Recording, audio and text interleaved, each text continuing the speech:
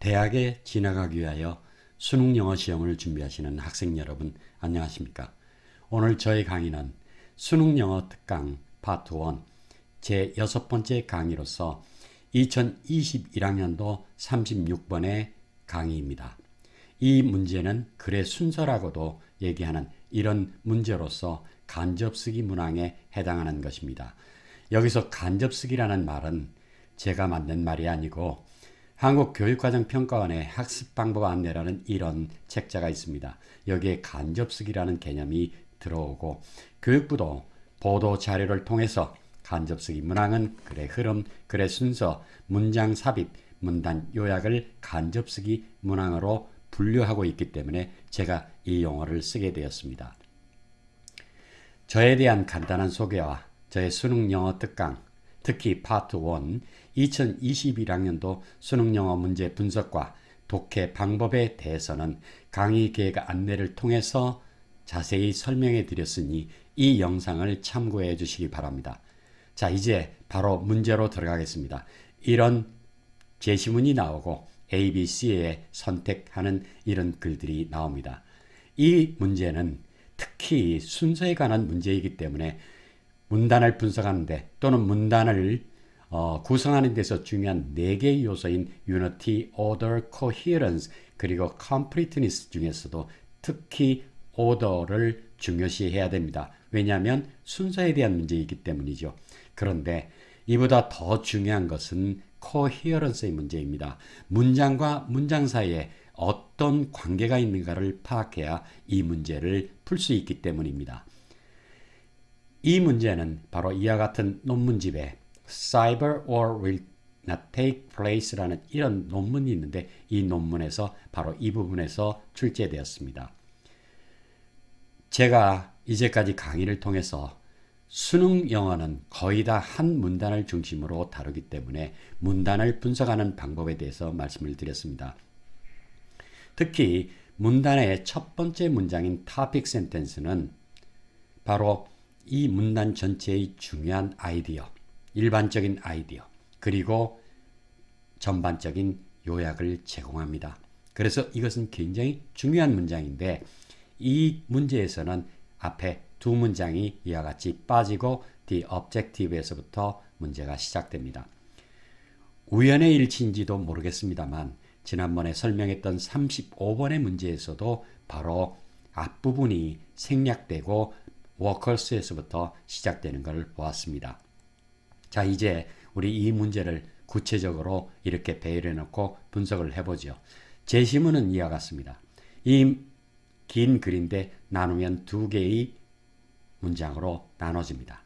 주어가 길기 때문에 여기까지 놓고 동사가 여기에 나오고 있습니다. 특히 blind는 우리가 보통 형용사로 알고 있지만 여기서는 동사의 의미를 지니고 있습니다.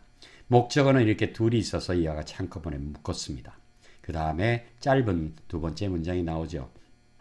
자, 이제 어려운 단어도 별로 없고 문장 구조도 단순하기 때문에 이런 해석을 해봅니다. 첫 번째 문장을 해석해 보면 전투의 목적에서 시작해서 이렇게 하고 주어가 나오고 그 다음에 이렇게 해서 보지 못하게 만들 수 있다. 와 같이 해석할 수가 있죠. 그런데 여기서 우리가 좀 한 번쯤 생각해 봐야 되는 것은 이 전략가들 이런 개념입니다. 사전에 찾아보면 전략을 세우는데 능한 사람이라고 나와 있죠. 여러분도 잘 아시고 계실 겁니다. 세계적으로 유명한 전략가가 바로 위키피디아에 나와 있는데 처음에 순쯔가 나오죠. 순쯔. 잘 여러분들이 모르실 겁니다. 그런데 순쯔는 손무라고도 부르는 이런 사람으로서 우리가 경칭으로 손자라고 부르고 있습니다. 이게 경칭이죠. 그래서 손자병법이라는 책 하면 여러분들이 잘 아실 겁니다. 그 외에 이 글의 작자인 크라우제비츠 우리가 알게 되어 있고 나폴레옹 여러분들 물론 잘 아시고 계시죠. 그런데 윈스턴 처칠이라는 사람은 아마 조금 생소할지 모르겠습니다. 이 윈스턴 처칠은 2차 세계대전 때 영국 수상으로서 영국을 승리로 이끄는데 큰 역할을 했던 그런 정치계의 거인입니다. 또 이분은 유머로서도 굉장히 유행한데 그보다 더 이 사람이 돋보이는 것은 바로 이분이 노벨 문학상을 받았다는 점입니다. 글재주가 굉장하시다는 얘기죠. 자, 우린 이와 같이 전략가에 대해서 봤지만 이 전략이라는 말은 여기 국어시험에 나오는 것처럼 마케팅 전략, 글쓰기 전략 등등의 전략이라는 말을 많이 쓰고 있습니다. 이게 뭘 얘기하느냐? 사전에 찾아봤습니다. 군사적인 면과 정치, 경제에 따라서 이 두 가지로 사용되는 걸 볼 수 있습니다. 여기 내용은 여러분들이 잘 아시는 것 텐데 특히 중요한 점은 전술보다 상위의 개념이라는 겁니다. 여러분 전술하고 전략하고 이제 구분을 해야 될 필요가 있죠. 자, 전술은 어떤 거냐? 전쟁 또는 전투 상황에 대처하기 위한 기술과 방법이죠. 그런데 여기서 우리가 좀 더 중요하게 생각하고 또 기억해야 될 것은 이 부분입니다. 장기적이고 광범위한 전망을 갖는 전략의 하위 개념이라는 겁니다. 전략은 장기적이고 광범위하다는 얘기죠. 그런데 전술은 이보다 하위 개념이라는 뜻이죠. 자, 여기 뉴스가 나왔습니다. 이 전략 무기인가 전술 무기인가?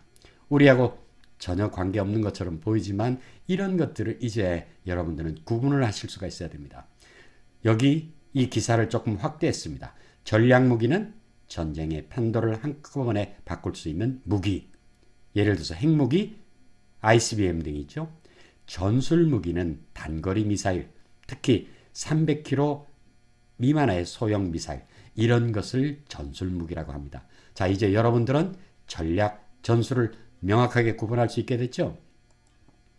자, 두 번째 문장 간단합니다. 여기 never, ever 나왔는데 ever는 앞에 no가 있기 때문에 부정의 의미를 나타내서 결코, 결코로 이렇게 해석이 됐습니다. 근데 우리 결코, 결코 하다 보니까 이건 일종의 부사로서 결단코 뭐 이런 생각도 여러분들이 할 수 있습니다. 이것은 이 never나 ever는 빈도를 나타내주는 말입니다. 빈도를 나타내주는 말이라서 ever 같은 경우에 지금까지 항상 언제나 그러니까 always나 이런 빈도 부사 여러분들이 잘 아실 겁니다. 이 중에서 가장 강한 표현이 ever입니다. 이 always보다 더 강한 표현입니다. 여기 옥스퍼드 영어에서는 이렇게 써놨는데 이거는 at all times를 얘기하는 겁니다. 그래서 영원이라는 그런 의미도 있죠. 자, 이렇게 하고 첫 번째 문장을 이 부분을 조금 줄여서 이렇게 써놨습니다. 자, 이 문장 평범하게 써있죠. 평범하게 써있는데 글자로 이루어졌는데 우리는 31번 문제를 풀면서부터 소위 말해서 topic sentence를 찾는 것을 중요시했고 두 번째로 중요시한 것은 topic sentence를 분석하는 방법을 우리가 공부했습니다. 그게 뭐냐면 베아겔의 두 번째 법칙이죠.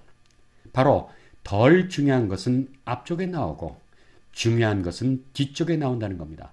이 문장에서 the objective better는 덜 중요하고 이제 앞으로 논의될 이 중요한 내용은 larger purpose에 해당하는 이 부분이 더 중요하다는 거죠.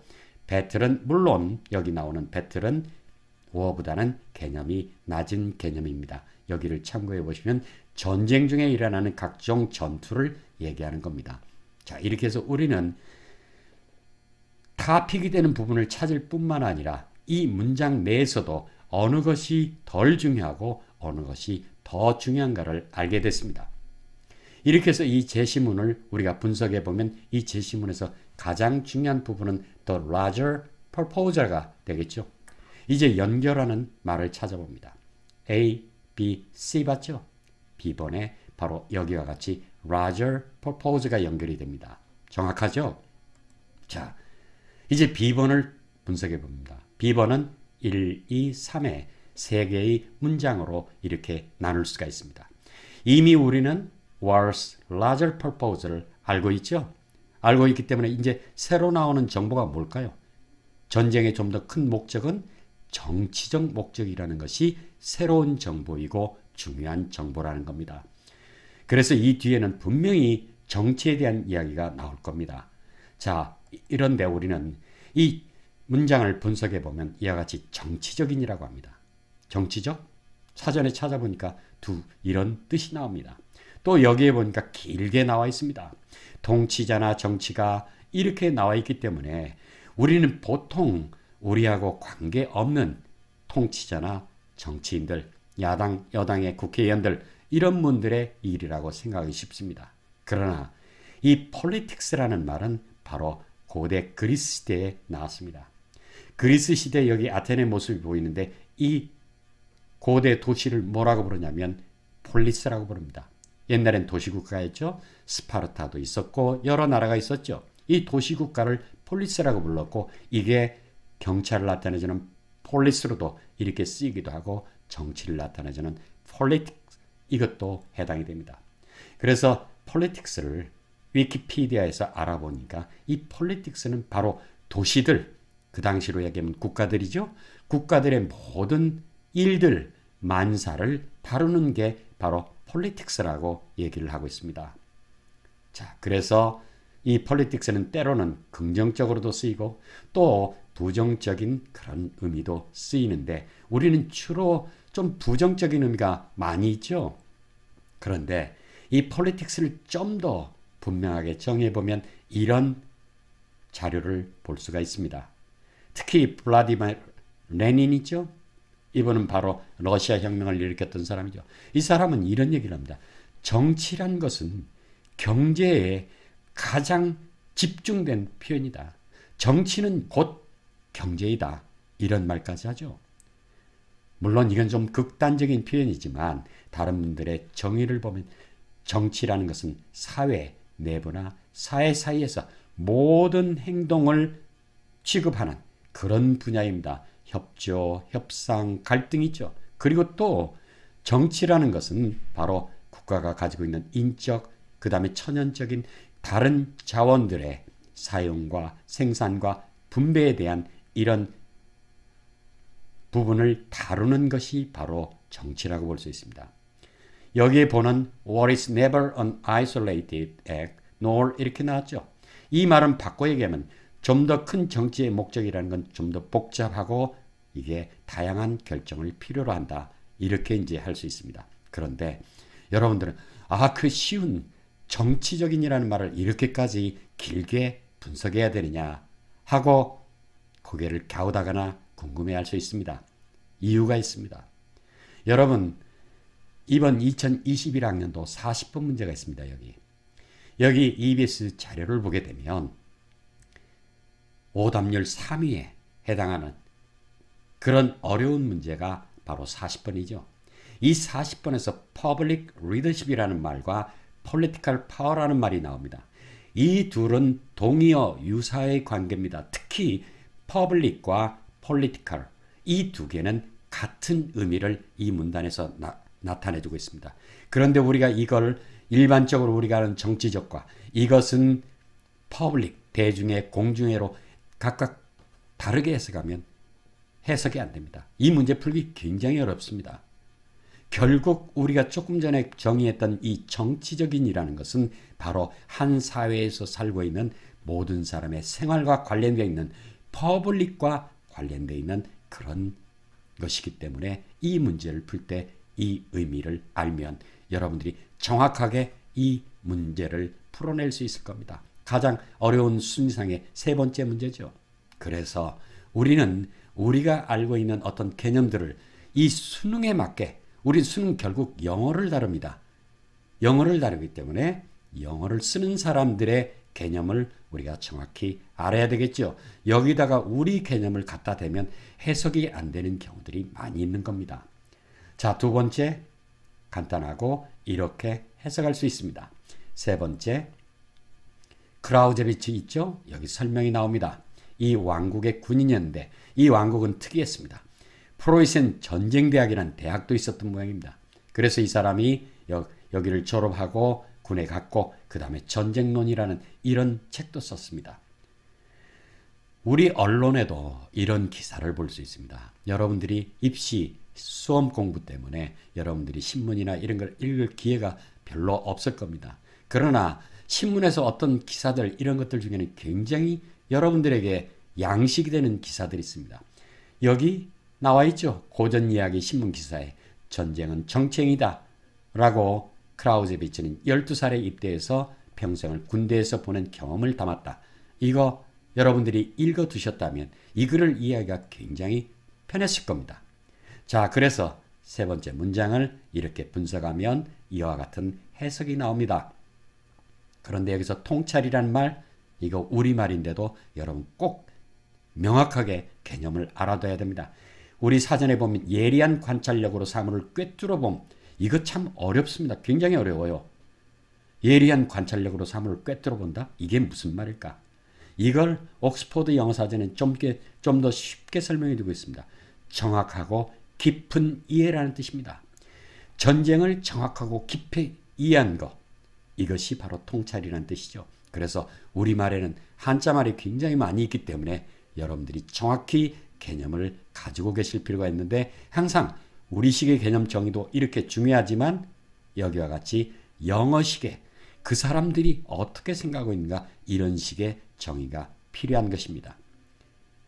자, 이렇게 해서 우리는 B를 다 분석했습니다. 여기에 우리가 처음에 시작할 때 얘기한 것처럼 political이 나오죠. 그 뒤에 politics 나왔죠. 자, 이거 당연히 여기하고 연결이 되겠죠. 여기에 이런 게 나오니까요. 그래서 우리는 B 이어서 A의 답을 찾습니다. 자, 여기까지 했더니 C는 당연히 세 번째가 되겠죠. 여러분 여기서 문제를 푸는 것을 그만두고 이제 다 됐다 이렇게 생각하지 마십시오. 이제 이것은 이와 똑같은 문제는 절대로 나오지 않습니다. 이와 유사한 문제는 있어도, 그래서 이런 내용들을 여러분들이 익혀두시고 배워두시는 건 앞으로도 굉장히 큰 도움이 될 겁니다.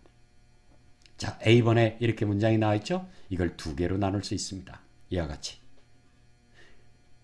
그렇게 하고 첫 번째 문장을 분석해 보면 to be political에서 여기까지 will까지 나와 있습니다. 자, EBS 교재에 연계되어 있기 때문에 해석을 보면 정치적이기 위해서 정치적 독립체나 정치적 독립체의 대표자는 체제상의 형태가 무엇이든지 의도, 즉 의지를 가져야 한다. 자, 해석 다 됐죠? 우리 여기서 건너뜁니다. 아닙니다. 이 문장이 도대체 무엇을 의미하는지를 정확히 알아야 됩니다. 여러분, 정치적 독립체 실체가 무엇입니까? 또 체제상의 형태가 무엇입니까? 이렇게 제가 묻는다면 여러분 답할 수 있습니까? 하시기 좀 힘들지 모릅니다. 우리 같이 공부해 봅니다. 정치적 독립체라는 말, 이 말 브리테니카 사전을 찾아봤습니다. 여기에 political entity가 나오죠. sovereign이라는 것은 EBS에서 해석한 대로 독립체입니다. 이 sovereign이라는 것은 독립의라는 이런 뜻입니다. 즉 정치적 독립체, 정치적 실체는 state를 얘기합니다. state라고 하면 우리가 United States of America 해가지고 미국을 생각해서 주를 생각하지만 그렇지가 않습니다. 콜린스 사전을 보시면 특히 정치학에 대해서 논의할 때는 country라는 말 대신 state를 쓴다. 이 country를 대신 state는 바로 국가를 얘기하는 것입니다.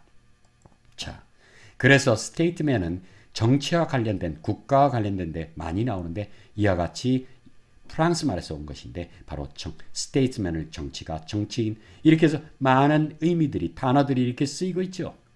이런 것들을 여러분들이 꼭 기억해 두시고 이런 걸 통해서 하나씩 state는 국가이고 국가의 일을 하는 사람, 이 사람은 정치인이구나 하는 것을 여러분들이 알아두시면 좋을 것 같습니다.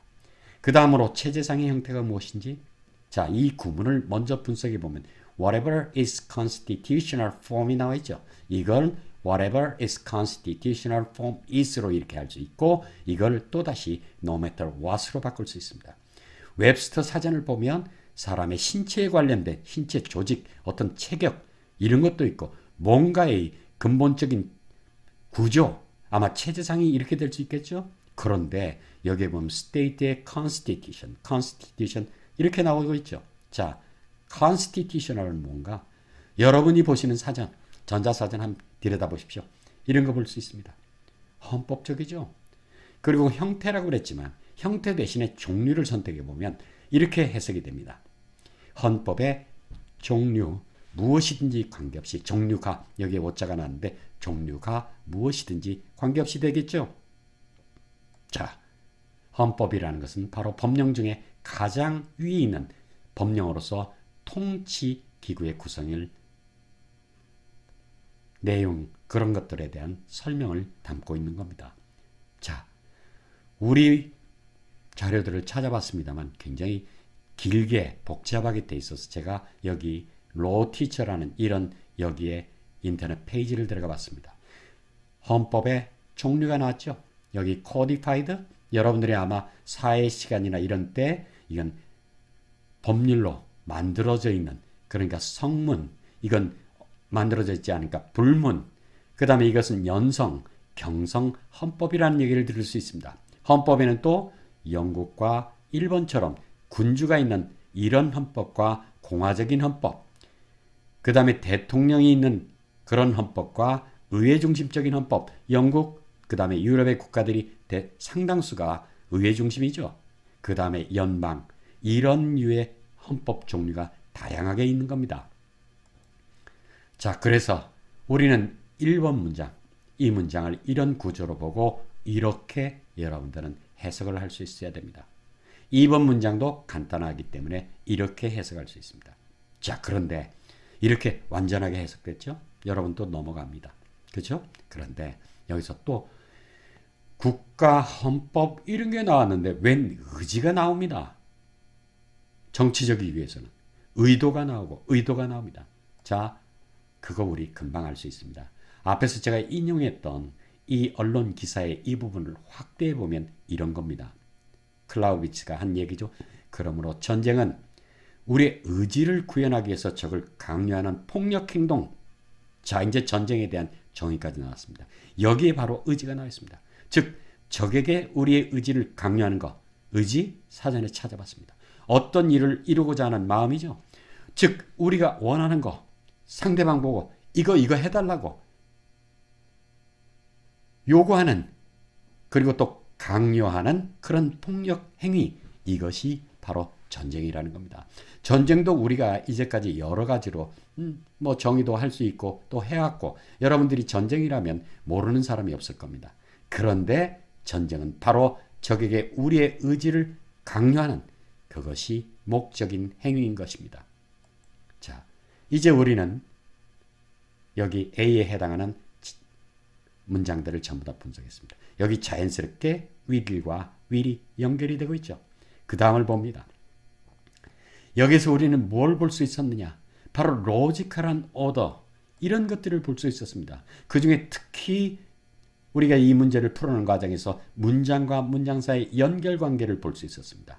앞쪽에서 여러분들이 larger purpose, 여기 나와 있죠. political, 여기 political 연결이 되죠.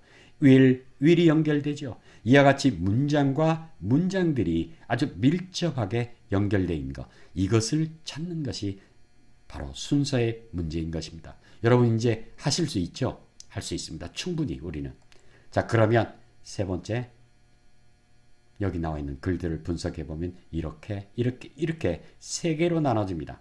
자, 그러면 첫 번째, 두 번째 문장을 보니까 at some point during, 또 여기도 at some point during 있죠. 우리 during 뭐뭐 동안이라는 말 잘합니다. 이거 옥스퍼드 영어 사전에 찾아보는데 아울러서 for도 그런 뜻을 나타내주는 부분이 있기 때문에 찾아봤습니다. 이거 우리말로 보면 동안, 내내, 때, 동안 이렇게 나왔습니다. 여기하고 동안, 내내, 이게 도대체 무슨 말인가? 이거 영어를 여러분들이 공부하기 때문에 정확히 구분해야 됩니다. during의 첫 번째 의미는 어떤 기간 내내 전체를 의미합니다. 여기에 바로 39번에 전에 나왔던 문제에 during이 나오는데 여기에 at some point 이런 거 없어도, 또는 다른 표현이 없어도 여기 has happened나 has caused와 같은 이런 완료형을 통해서 이것은 내내 전체를 얘기해 주는 걸로 여러분들이 볼 수 있습니다. 두 번째, during의 두 번째는 바로 어떤 과정 중에서 특정한 시간에, 여기 나와 있죠? at some point, during 이런 게 나와 있죠. 그 다음에 at some point, particular point나 이런 게 안 나오는 경우도 있습니다. 2021학년도 18번째 문제에 바로 그런 예가 나옵니다. 이건 지금 음식을 기부하는 그런 운동에 대한 이런 얘기입니다. 학교에서. 그래서 음식을 갖다가 캠퍼스에 라이브러리, 도서관 있죠. 도서관 로비에 있는 부스에다가 기증을 해주시면 좋겠다. 언제? 보통 도서관 개관하는 시간, 이 시간 동안에 언제든지 특정한 시간에 바로 그 음식들을 거기에 넣어 주십시오 하는 겁니다. 이건 at particular point. 한 시간입니다. 내내 그런다는 게 아니고. 자, for는 어떻습니까? for는 전체의 기간을 나타내 줍니다. 이 문장을 그는 12년 동안 감옥에 있었다. 계속해서 있었다는 얘기죠. 여기 올해 나온 문제의 43번, 45번의 지문에 보면 이 지역은 겨울에 눈이 엄청 내리는 것이 아주 흔한 일입니다. 때때로 그것은 몇 시간 동안 내내 쏟아붓습니다. 여기에 for는 내내를 의미하는 겁니다. 자, 이제 우리 또 한 가지 for와 during을 구분하는 그런 것들을 한번 봅니다. when으로 질문을 하게 되면 반드시 during으로 답해야 됩니다. for는 안 됩니다. 여기 보십시오. When couldn't you get any cigarette? During the war. 이렇게 나와있죠. When did he die? During the night. 이렇게 나와있죠. 이와 같이 when으로 물으면 during으로 답해야 됩니다. 그럼 how long으로 물으면 어떻습니까? 이거는 for로 답해야 됩니다. during은 안 되죠. 여기 여러분들이 보시는 것처럼 how long 하니까 for 이렇게 나와 있습니다. 여기도 for 3 months 이렇게 돼 있죠. 이렇게 for가 쓰여져 있는 것을 볼 수 있습니다. 그래서 우리는 during과 for의 차이점. 두 번째는 during과 for를 의문문에서 언제 사용하는 것도 이렇게 확실하게 점검해 두실 필요가 있습니다. 자, 그 다음에 또 한 가지 우리가 생각해 봐야 될 건 여기에 has to가 나와 있고 have to가 나와 있고 must가 나와 있습니다. 우리는 보통 must와 have to를 같은 걸로 생각하는 그런 경향까지 있습니다. 그런데 이 두 개는 완전히 다릅니다. 예를 들어서 여기에 보면 must와 have to가 쓰이니까 이거 서로 바꿔 써도 괜찮다 라고 하지만 이 의미는 다른 것입니다. 이 위에 거는 조동사가 사용된 경우로서 이 말을 하는 사람이 생각해 볼 때 이런 걸 해야 된다는 의미가 되고 여기에는 have to는 내 생각과 관계없이 이 세상에서 당신은 이런 일들을 해야 된다라는 이런 일상적이고 그 다음에 실제적인 것을 나타내 준다는 점이 다릅니다. 그래서 둘이 의미가 다르기 때문에 여기처럼 must와 have to가 같이 쓰이고 ought, should도 같이 쓰이는 걸 볼 수 있습니다. 또 이 둘이 다르다는 걸 볼 수 있는 게 must, not은 금지를 나타내 줍니다. 앱을 갖다 다운받지 말아라 하는 이런 의미가 되지만 don't have to는 무슨 뜻이냐면 뭔 말 필요가 없다라고 해석되는 건 여러분 이거는 알고 계실 겁니다. 자, 그 다음에 1번과 2번에 또 공통으로 들어있는 게 confrontation입니다. 그래서 그리고 한쪽의 의지는 적에게 전달되어야 할 것이다. 대치하는 동안에 어떤 시점에서 1번이 이렇게 번역되고 괄호 안의 부분은 이렇게 번역이 됩니다. 자, 대치라는 게 뭘까요? 인터넷에 여러분들이 검사해보면 금방 알 수 있습니다. 인도, 연일 중국 비난, 국경 대치 나오죠. 병력 대치 나오죠. 한 달 넘게 대치 나오죠. 대치 이렇게 나오는 겁니다. 그 다음에 must also be attributed 나와 있죠. 이거 결과로보다 무슨 타 책임으로보다 말하다. 이 두 번째 문장은 이런 뜻을 가지고 번역해 보면 이렇게 됩니다. 폭력 행위와 그것의 더 큰 정치적 의도는 또한 한쪽의 탓, 책임으로 돌려줘야 한다. 언제? 이 시간에. 자, 여기 보십시오. 중국, 인도 국경 분쟁 기사 나왔죠? 내 탓 공반이 나오죠? 여기 인도 책임, 중국 책임. 이런 기사를 여러분들이 볼 수 있습니다. 마지막 문장입니다. 여기 EBS의 교재에 해석이 되어 있습니다.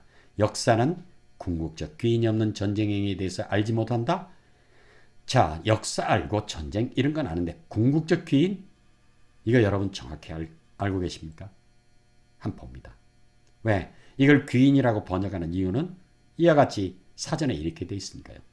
그래서 제가 표준 국어 대사전을 찾아봤습니다. 귀인. 그런데 두 개뿐이 없는데 뜻이 첫째는 사회적 지위가 높고 귀한 사람.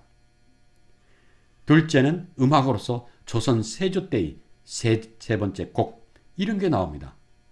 우리 국어 사전에 이거에 대한 설명이 없습니다. 인터넷에 나오는 사전도 찾아보면 앞서와 같이 두 개뿐이 없습니다. 자, 귀인이 뭘 의미할까요?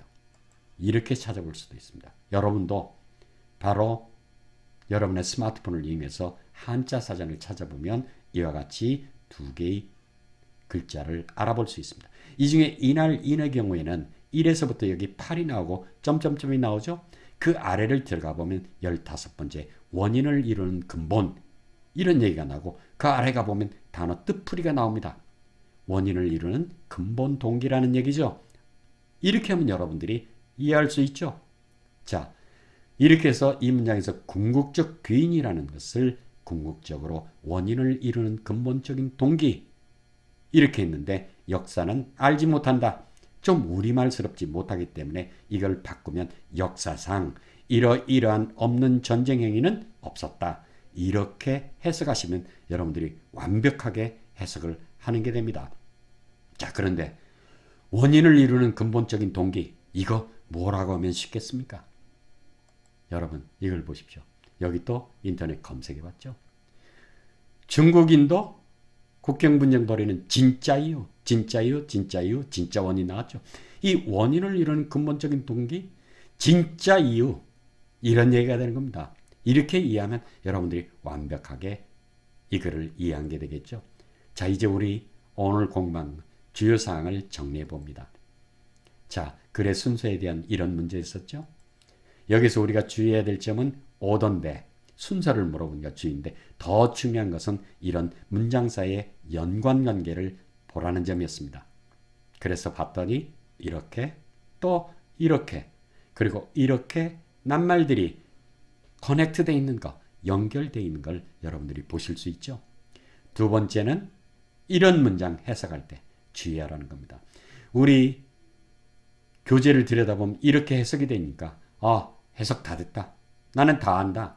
그런데 이거 질문해 보면 답 제대로 하는 사람이 없습니다. 이거에 대해서 여러분들이 잘 이해가 안 되면 질문을 던지셔야 됩니다. 선생님께 반드시 질문을 던져보십시오. 우리는 마치 이렇게 해놓고 이해되는 것처럼 생각하고 있습니다. 그래서 제가 좀 더 찾아봤더니 정치적 독립체란 국가를 얘기하는 겁니다. 또 체제상의 형태, 바로 헌법의 종류를 얘기하는 겁니다. 이렇게 하면 여러분들이 이렇게 해석하면 여러분들이 분명히 알 수 있겠죠? 그렇게 하셔야 됩니다. 궁극적 귀인 조금 전에 한 것이지만 바로 이와 같이 우리 사전, 인터넷 사전이나 표준 국어 대사전에도 좀 미약합니다. 귀인이라는 것이 나오지 않기 때문에 그래서 한자 사전으로 이렇게 찾아서 이런 것들을 이뤘습니다. 앞으로 우리 사전들 조금 더 발전해야 되겠죠? 자, 그래서 이렇게 돼 있는 걸 이렇게 해석할 수 있다는 겁니다.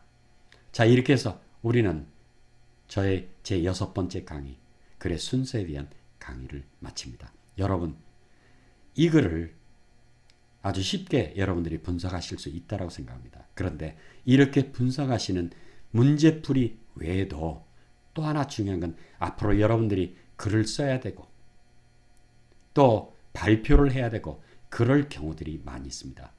말을 하는 데는 순서가 있고 말 사이에는 반드시 커넥션, 연결 관계가 있어야 됩니다. 우리가 봤던 오늘의 이 글의 순서글은 아주 전형적으로 글이 잘 써 있는 그런 글이었습니다. 그런데 이렇게 여러분들이 쉽게 이렇게 할 수 있는 경우도 있지만 조금 더 어려운 글, 다음 문제 같은 경우는 굉장히 어렵습니다. 그래서 37번 문제가 몇 위에 올라 있습니까? 37번 문제가 바로 2위의 어려운 문제로 들어있습니다. 이거는 우리가 글을 읽어가면서 낱말과 낱말 사이 관계를 잘 제대로 파악하지 못하기 때문입니다. 그래서 다음 시간에는 이거보다 조금 더 어려운 그리고 여러분들도 충분히 할 수 있는 그런 문제를 풀이하면서 우리 실력을 한 단계 업그레이드로 하도록 합시다. 여러분, 코로나의 시대, 어둡고 힘든 시대이죠. 그런데 여러분은 이제 열심히 공부해서 대학에 진학하고 또 대학에 진학해서 대학을 마치고 여러분들의 소중한 미래를 여러분들은 가꾸려는 꿈이 있습니다. 이 꿈 코로나 때문에 망칠 수 없습니다. 여러분 열심히 힘내서 그리고 먼 미래를 보고 우리 열심히 공부합시다. 자, 여러분 다음 저희 강의 때까지 건강하시기 바랍니다. 여러분 건강하십시오.